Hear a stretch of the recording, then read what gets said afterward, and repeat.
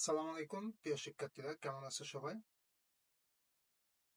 আজকের ক্লাসে সবাইকে আমি আন্তরিক অভিনন্দন জানাচ্ছি। আমি Zahidul Islam, BB honours accounting, assistant teacher, Mirzarhat high school. আজকের ক্লাস হবে হিসাব বিজ্ঞান নবম দশম শ্রেণীর অধ্যায় 10-এর 5 নং সৃজনশীল প্রশ্নের সমাধান। প্রিয় শিক্ষার্থীরা, এর আগে আমি 1, 2, 3, 4 4টি প্রশ্নের সমাধান তোমাদেরকে ক্লাসের মাধ্যমে ভিডিও ক্লাসের মাধ্যমে দেখিয়েছিলাম। আজকে আমি 5 নাম্বার অঙ্কটি সমাধান করব। আশা করি তোমাদের অঙ্কটা বুঝতে সহজ হবে এবং আমি চেষ্টা করব ক্লিয়ারলি সবকিছু পয়েন্ট সমস্যা ভালো করে বোঝানোর জন্য। ঠিক আছে, তাহলে তোমরা ক্লাসটি দেখতে থাকো, আমি ক্লাসটি স্টার্ট করতেছি।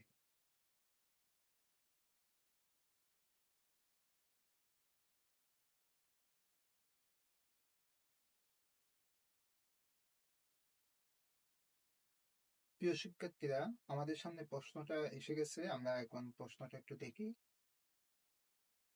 5 নাম্বার যে কোয়েশ্চনটা, এটা তোমাদের সামনে বই আছে সম্ভবত, তোমরা দেখতে পাচ্ছ।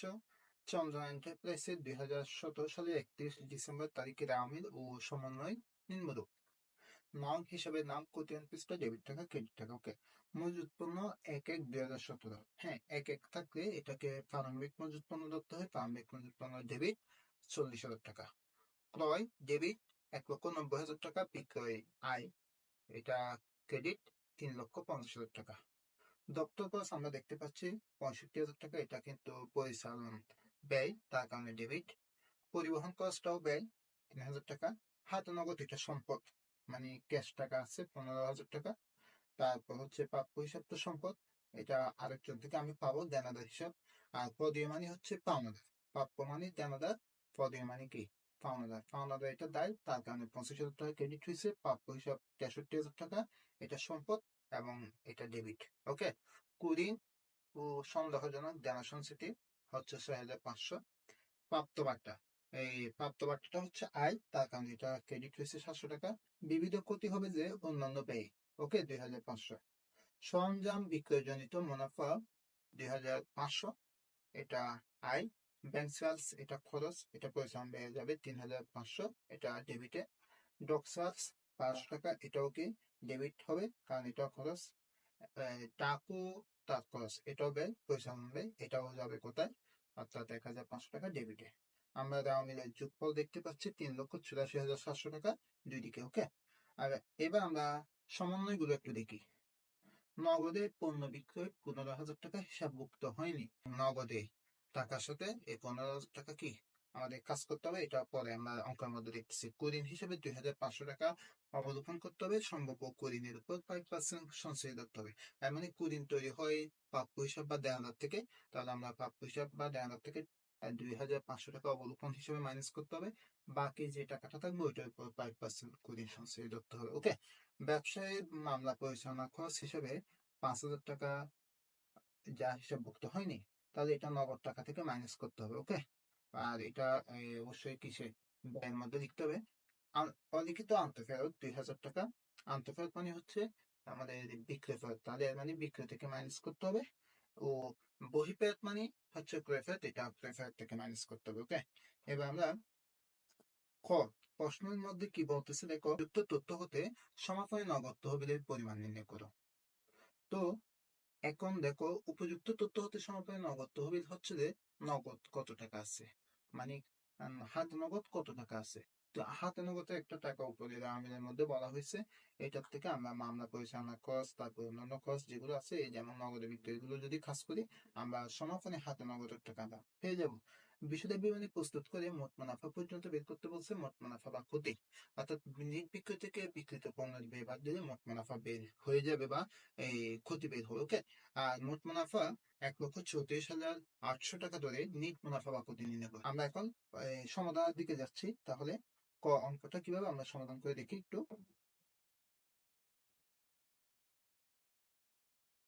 আমরা দেখতে পাচ্ছি এই সমাপনী নগদ তহবিলের পরিমাণ নির্ণয়। আমরা বিবরণ বিস্তারিত টাকা পরিমাণ টাকা। তো বিবরণের মধ্যে দেখো তোমরা প্রিয় শিক্ষার্থী, আমি একটু ইয়া করে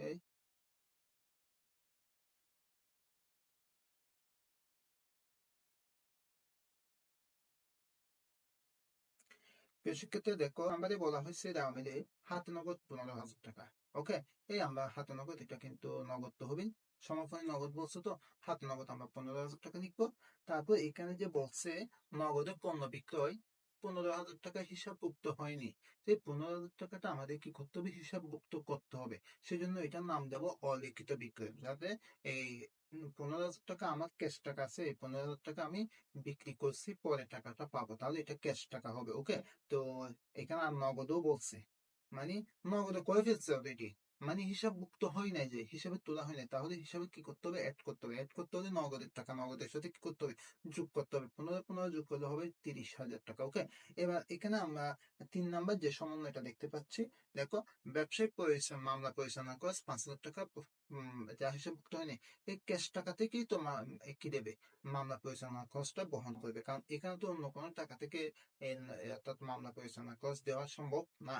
তোমার কোনো একটা সমস্যা হবে, তাহলে সমস্যাটা সমাধান করতে হলে ক্যাশ টাকা দিয়ে সমাধান করতে হবে। তো ক্যাশ টাকা আছে 30,000 টাকা। এখন এই 30,000 থেকে মামলা পরিচালনা খরচটা যখন তুমি 5,000 টাকা দিবা, তাহলে তোমার আর 30,000 টাকা থাকবে, তোমার আর থাকবে 25,000 টাকা। এটাই হচ্ছে সমাপনী নগদ তহবিল, মানে ফাইনালি তোমার নগদ তহবিলের টাকা হচ্ছে কত, 25,000 টাকা। এরপর আমাদের 2 নাম্বার কোয়েশ্চনটা হচ্ছে বিষয় বিবরণী প্রস্তুত করতে বলছে, মোট মুনাফা বা ক্ষতি পর্যন্ত, মানে অর্ধেক, মানে করতে হবে বিষয় বিবরণী। আমরা দেখতে পাই এরপর কি আসতেছে আমাদের প্রশ্নটার আনসার। ওকে, আমাদের এরপর আসতেছে আমাদের এই বিষয় বিবরণীর অঙ্কটা চলে আসছে মোট মুনাফা পর্যন্ত। ওকে, সম্ভবত এখানে লাভ হয়েছে, লাভের কারণে মোট মুনাফা আসছে। আর আমরা এখন কি করব, এই মোট মুনাফার অঙ্কটা করতে গেলে প্রথমে বিক্রয় সংক্রান্ত কাজ। প্রথমে বিক্রয় দেখো, প্রিয় শিক্ষার্থী 2 নাম্বার সমান এই রামিলে এই বিক্রয় আছে 3,50,000 টাকা। ওকে, এই 3,50,000 টাকা আমরা লিখে ফেলবো বিক্রয় দ্বিতীয় বক্সে। যোগ বিক্রয়ের সাথে অলিখিত বিক্রয় অবশ্যই যোগ করতে হবে। এই যেমন দেখো 1 নাম্বার সমন্বয়ে বলছেন নগদে পণ্য বিক্রয় 15,000 টাকা হিসাবভুক্ত হয়নি, এর যোগ অলিখিত বিক্রয় দিয়ে 15,000 টাকা যোগ করতে হবে। যোগ করলে 3,50,000 সাথে 15 দিলে 3,65,000 টাকা। এখন দেখো প্রিয় শিক্ষার্থীরা, বিক্রয় বাবদ টাকা হচ্ছে এখন 3,65,000 টাকা, কিন্তু 4 নাম্বার সমন্বয়ে দেখো অলিখিত আন্তঃফেরত। আন্তঃফেরত মানে আমি যে পণ্যগুলো বিক্রি করছি সেখান থেকে 2,000 টাকার পণ্য ওনারা আমাকে ফেরত দিয়ে ফেলছে। তো ফেরত দেওয়ার কারণে ওনারা তো আর 2,000 টাকা দেবে না। তো এর মানে আমি দেনাদার থেকে যে টাকাটা পাওয়ার কথা ছিল, তার থেকে 2,000 টাকার পণ্য যখন ফেরত চলে আসছে, তাহলে বুঝতে হবে 2,000 টাকা ওনারা দেবে না, বিধায় আমার টাকাটা কমে গেছে। তো কমে যাবে মানে বিক্রয় ফেরতের কারণে, মানে আমার দেয়াদার থেকে যে টাকাটা পাওয়ার কথা ওইটা আর পাচ্ছি না, তার থেকে কম পাবো। তো কম যখন পাবো এটা কিভাবে বের করবো, অর্থাৎ বিক্রয় থেকে অলিখিত আন্তঃফেরতটা আমরা কি করে দেবো, মাইনাস করে দেবো। ওকে, এই সেজন্য 2,000 টাকা কি মাইনাস, 3,65,000 থেকে যখন 2,000 টাকা চলে যাবে, আর থাকবে 3,63,000 টাকা। ওকে, তো এটার নাম হচ্ছে নিট বিক্রয়। এই 3,63,000 টাকাটার নাম হচ্ছে নিট বিক্রয়। আচ্ছা, নিট বিক্রয়ের কাজ শেষ, এখন বিক্রিত পণ্যের ব্যয় বের করতে হবে। বিক্রিত পণ্যের ব্যয় বের করে মাইনাস করলে আমাদের মোট মুনাফা বা ক্ষতি পেয়ে যাব। আমরা 2 নাম্বার অপশনে যাচ্ছি, বাদ বিক্রিত পণ্যের ব্যয়। ওকে, বিক্রিত পণ্যের ব্যয়ের মধ্যে প্রথমে আসে প্রারম্ভিক মজুত পণ্য। প্রিয় শিক্ষার্থী, এখানে কোথাও প্রারম্ভিক লেখা নেই। দেখো আমি কোথাও প্রারম্ভিক লেখা নেই, কিন্তু মজুত পণ্য 1/1/2017। তোমাদেরকে মাথায় রাখতে হবে, সবসময় মনে রাখতে হবে যে 1/1 মানে প্রারম্ভিক, 1/1 মানে হচ্ছে প্রারম্ভিক, 31/12 মানে হচ্ছে সমাপনী। ওকে, অর্থাৎ মাসের শেষে হলে, বছর শেষ হলে সমাপনী, শুরুতেই হলে প্রারম্ভিক। এখন 1/1 যখন বলছে, তাহলে এটাই হবে প্রারম্ভিক মজুত পণ্য। এই প্রারম্ভিক মজুত পণ্য কত, 40,000 টাকা। আমরা লিখে ফেলবো, এটার সাথে কোনো রকম সমস্যা নেই, তারপরে মিডিয়া বক্সে।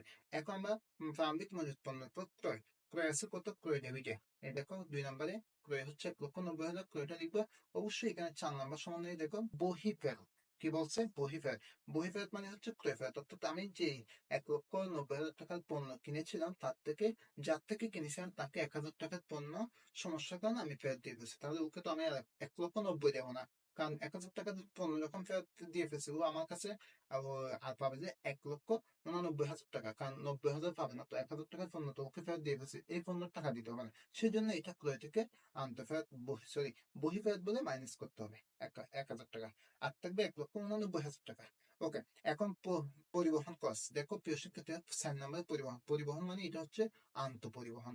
আন্তঃপরিবহন মানে ক্রয় পরিবহন। এই ক্রয় পরিবহন কত, 3,000 টাকা লিখে ফেলতে হবে। ডক চার্জ চলে আসবে কত, 1,200। এই 1,200 টাকা আমরা লিখবো। তাহলে আমাদের প্রারম্ভিক মজুত পণ্য আছে 40,000, ক্রয় সংক্রান্ত হচ্ছে 1,89,000, তারপর 3,000, 2,000, 1,200। এই সবগুলো টাকা যোগ করে 2,33,200 টাকা হবে। এটার নাম হচ্ছে বিক্রিত পণ্যের ব্যয়। 2,33,200 টাকাটা বিক্রিত পণ্যের ব্যয়। কারণ বিক্রিত পণ্যের ব্যয় কখনো যোগ হতে পারে না, ব্যয় মানে বিয়োগ। উপর থেকে আমরা বিয়োগ করবো 2,63,000 থেকে, সরি 3,63,000 থেকে যখন আমরা বিয়োগ করবো, আমাদের আর থাকবে 1,29,800 টাকা। এটাই হচ্ছে মোট মুনাফা। ওকে, প্রিয় শিক্ষার্থীরা, আমরা পরবর্তী অঙ্ক আমাদের কি বলে দেখি আমরা।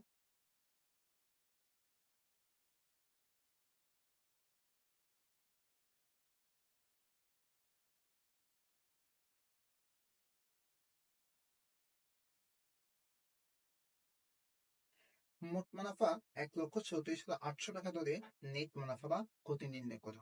ওকে, তো শিক্ষার্থীরা, আমরা গ নাম্বার চন্দ্র এন্টারপ্রাইজ বিষয় বিবরণী 2017 সালে 31 ডিসেম্বর তারিখে সমাপ্ত বছরের জন্য বিবরণ টাকা টাকা টাকা।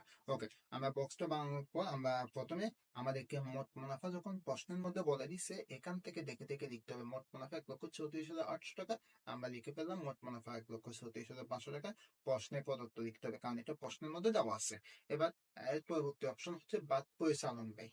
পরিচালন ব্যয় মানে যে ব্যয়গুলো প্রতিদিন রেগুলার হয়, প্রতি মাসে মাসে হয়, এগুলোকে বলে পরিচালন ব্যয়। ওকে, পরিচালন ব্যয়ের মধ্যে আমরা দপ্তর খরচ দেখতে পাচ্ছি 65,000 টাকা। এই খরচটা কিন্তু ডেবিট, 65,000 টাকা। তারপর ব্যাংক চার্জ, ব্যাংকে কেটে নিচ্ছে 3,500 টাকা, এটা দেখতে পাচ্ছি। ডাক ও তার খরচ 1500 টাকা।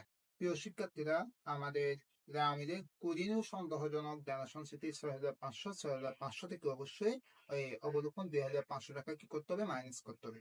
2,500 টাকা যখন আমরা মাইনাস করবো, আমাদের আর থাকবে 4,000 টাকা। তো 4,000 টাকা, এটা 2,925 থেকে, অর্থাৎ 4,000 টাকা বিয়োগ করলে আমাদের আরো লস হচ্ছে। কেমনে দেখো, কারণ এটা ছোট, এটা বড়।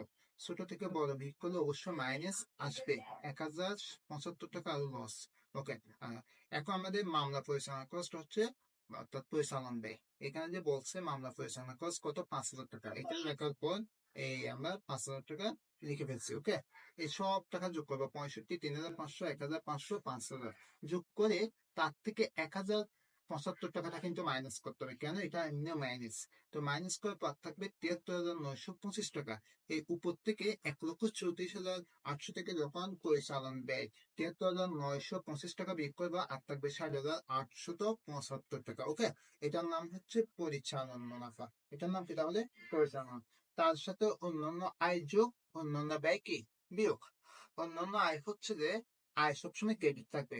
প্রিয় শিক্ষার্থী, অন্যান্য আয়ের মতো আমরা দেখতে পাচ্ছি প্রাপ্তবার্তা। প্রাপ্তবার্তা হচ্ছে 7,000, এই অন্যান্য আয়ের মধ্যে আমরা দেখতে পাচ্ছি প্রাপ্তবার্তা। প্রাপ্তবার্তা হচ্ছে 700 টাকা। ওকে, এই 700 টাকাটাই হচ্ছে প্রাপ্তবার্তা। এবং এখানে আরেকটা বলছে সরঞ্জাম বিক্রয়জনিত মুনাফা, এটাও ক্রেডিট পাশে 2,500, তাহলে এটাও আয় হবে 2,500 টা ক্রেডিট পাশে। ওকে, আয়। তো আমরা 700 প্লাস 2,500 যখন যোগ করবো 3,200, এটাই হচ্ছে আয়। এটার উপর 60,875 সাথে যোগ করলে 66,000 এই 75 হবে। 66,000 কত, 75।